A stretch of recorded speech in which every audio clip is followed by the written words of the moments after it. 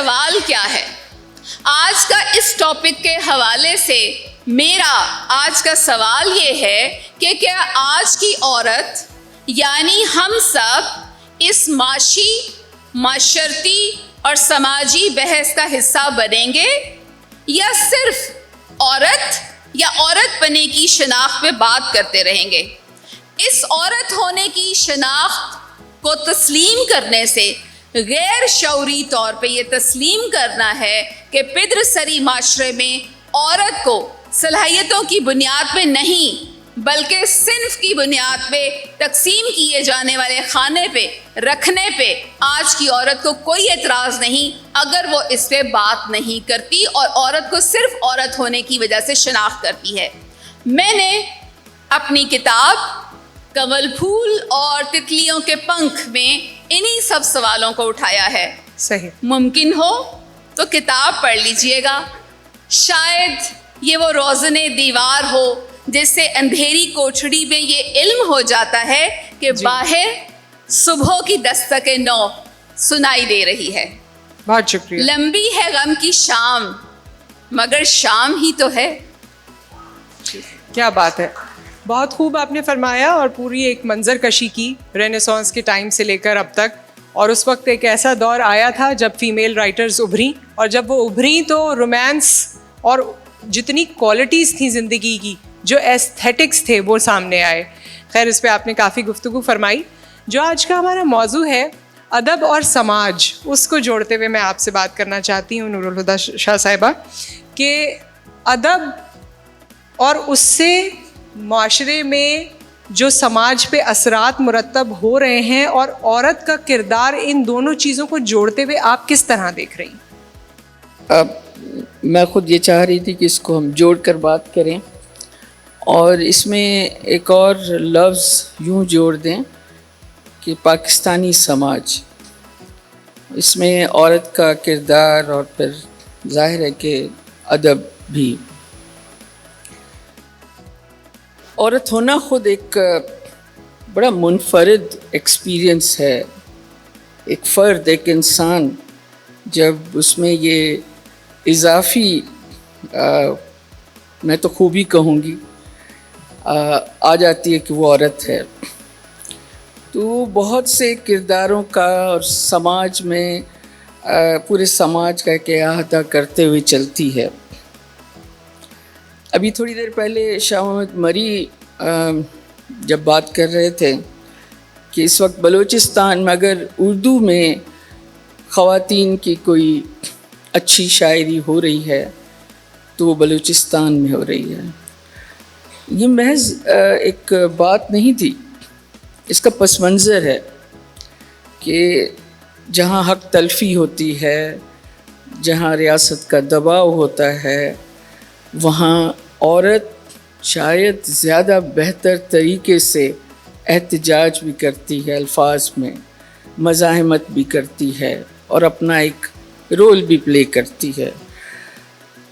پاکستانی ہم سماج میں دیکھ لیں، عورت جب بات کرتی ہے، عورت جب لکھتی ہے، تو ایک اصل میں ہم جس چیز کو تبدیلی کہتے ہیں، سماج چہروں کی تبدیلی کا نام نہیں ہے، انقلاب چہروں کی تبدیلی کا نام نہیں ہے، خود عورت کا بولنا، عورت کا منفرد ہو کر سوچنا، اور عورت کا مزاحمت کے لیے، چاہے وہ سماجی مسائل ہوں، چاہے وہ ادب میں اس کا اظہار ہو، شاعری میں اس کا اظہار ہو، اس مزاحمت کے ساتھ اٹھ کر کھڑے ہونا، عورت کا احساسات کا اظہار کرنا، یہ خود کسی بھی سماج کے لیے بہت بڑی تبدیلی ہے۔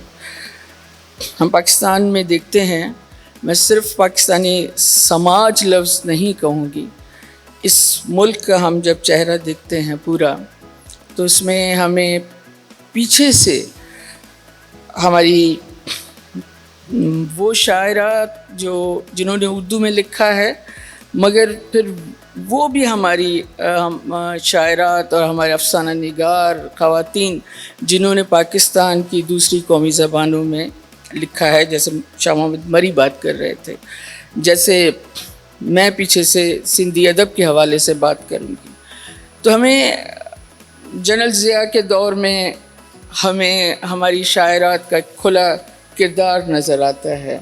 ہماری ایکٹیوسٹ جو ہیں, کیونکہ یہاں پر اس وقت مہناز بیٹھی ہیں اور فوزیہ ہیں ابھی, تو ہماری جو ایکٹیوسٹ خواتین ہیں جنہوں نے ایک بہت بڑا رول پلے کیا ہے, یہ ایک کل بھی جیسے میں نے کہا تھا, یہ ایک نفرتوں میں ڈوبا ہوا, ایک تعصبی, حق تلفیوں کا مارا ہوا سماج ہے, سماجی سطح پر بھی اور ریاستی سطح پر بھی. اس میں ہم جب عورتوں کا کردار دیکھتے ہیں تو بڑی امید ہوتی ہے. انہوں نے جو کام کیے ہیں, مہناز, فوزیہ سعید وغیرہ نے, اور بہت سے نام مجھ سے رہ نہ جائیں, لیکن ان کا بہت بڑا کردار ہے. کشور ناہید اور ہماری دوسری شاعرات جو ہیں ان کا بہت بڑا کردار ہے. دیکھیے اس میں ہم خاص و فہمیدہ ریاض اور یہ ہماری ساری جو بھی فاطمہ بیٹھی ہیں, لیکن مزاحمت میں ان کا جو کردار ہے وہ بڑا ہی مضبوط ہے, بڑا ہی قابل تعریف ہے. ہماری خواتین کا کردار مجموعی طور پر, اور سچ مچ یہ جیسے شاہد مری نے ابھی تھوڑی دیر پہلے کہا کہ سندھ کے سماج میں جو کچھ ہوتا ہے, کاروکاری یا قرآن سے حق بخشوانے کی جو بات ہے, یا بلوچستان میں جو کاروکاری ہوتا ہے, اور اس وقت جو کچھ پاکستان کے شہری سماج میں, دیہی سماج میں, پورے پاکستان میں جس طرح بھائی بہنوں کو مار رہے ہیں, یہ کاروکاری ہے. کاروکاری کا ایک اور ورژن ہے. جیسے میں اس کو آنر کلنگ کہنے کے لیے کبھی تیار ہی نہیں ہوتی کہ اس میں لفظ آنر ڈالیں ہی نہیں. تو یہ جو غیرت کے لفظ اس میں آتا ہے, غیرت کے نام پر قتل, ریپ کے کیسز ہیں, فوزیہ ابھی بات کریں گی, بے دردی سے ریپ کے جو کیسز ہیں, یہ سارا اس کے خلاف سب اپنی اپنی دنیا میں مگن ہیں. لیکن اگر کوئی آواز اٹھا رہا ہے ان چیزوں کے, ان زیادتیوں کے خلاف, تو وہ عورت ہے. بلوچستان میں ہمیں آج بھائی کی, باپ کی, بیٹے کی تصویر کھڑے ہوئے اگر نظر آتی ہے تو وہ عورت ہے. سندھ میں اگر آج سماج میں اگر کوئی تبدیلی آئی ہے تو وہ عورت ہے. کراچی میں ہم دیکھتے ہیں, لیکن ہماری ان خواتین نے پورے پاکستان کے لیول پر کام کیا ہے, تو وہ عورت ہے. تو میں سمجھتی ہوں, میں اپنی بات کو یوں ختم کروں, ان سب کو بات کرنی ہے کہ پاکستان کے سماج میں, پاکستان اس ملک میں, پاکستان کی ریاست میں اگر کبھی بھی صبح کی کرن نمودار ہوگی تو وہ یقین جانیے کہ عورت جو لکھتی ہے, عورت جو جدوجہد کر رہی ہے, عورت جو آواز اٹھا رہی ہے, ہر طرح کی آواز اٹھا رہی ہے, اسی کی نگاہوں سے پھوٹے گی, اسی کی انگلیوں سے پھوٹے گی. کیا بات ہے. اس سے جڑی ہوئی ایک بات یاد آئی, ویسے تو بڑے لائٹر نوٹ پہ, اور اس سے کوئی رائے قائم نہ کیجیے گا, لیکن بتاتی ہوں ایک پرسنل ایکسپیرینس. پرسنل اس طرح سے کہ مارننگ شو کرتے ہوئے اس میں ایک سیگمنٹ ہوتا تھا ایسٹرالوجی کا, پتھروں کی بات, قسمت کا حال اور یہ سارا کچھ. تو ایک مہمان آ کے بیٹھے تھے, اور جب بہت سال کرتی رہی میں یہ شوز جس میں یہ ایک سیگمنٹ ہوتا تھا, تو ہر بار کال آتی تھی بہنوں کی, میرے بھائی کی شادی کب ہوگی, میرے بھائی کی نوکری کب لگے گی, میرا بھائی ملک سے باہر کب جائے گا. مگر اتنے سالوں میں کوئی ایک کال یہ نہیں آئی کہ میری بہن کا یہ معاملہ کیسے حل ہوگا, کوئی بھی معاملہ. تو مجھے ہمیشہ, میں یہ آن ایئر بھی کہتی تھی کہ بہنوں کو اتنا کنسرن ہے, اور ہر دوسری کال پہ بہن اپنے بھائی کے لیے سوال کرتی تھی. نہ جانے کیوں بھائیوں کی کال اس طرح نہیں آتی تھی. تو آپ کی بات سے یہ ایک چیز جڑی ہے. آگے ایک چیز کہہ دوں, ہمارے دوسرے مہمان بھی. جی, ایک سینٹینس ہے. میں کیونکہ ریپ پہ بہت زیادہ لکھ رہی ہوں, تو یہ مجھے بہت زیادہ سننے کو ملتا ہے. میرے کیا ہی اچھا ہو ہم اس پہ واپس آ جائیں, اور پھر آپ اس کو شامل کر لیجیے. آپا کے جملے سے ریلیٹڈ ہے. تو ریپ پہ میرے ہر کالم کے بعد مجھے چاہنے والوں کے میسیجز آتے ہیں کہ خدا کے لیے بس کرو, یہ کیا ریپ پہ لکھ کے یعنی ہمارا دماغ خراب کر دیے. تو میرا آگے سے یہی جواب ہوتا ہے, کیا ریپ ہونا بند ہو گیا ہے؟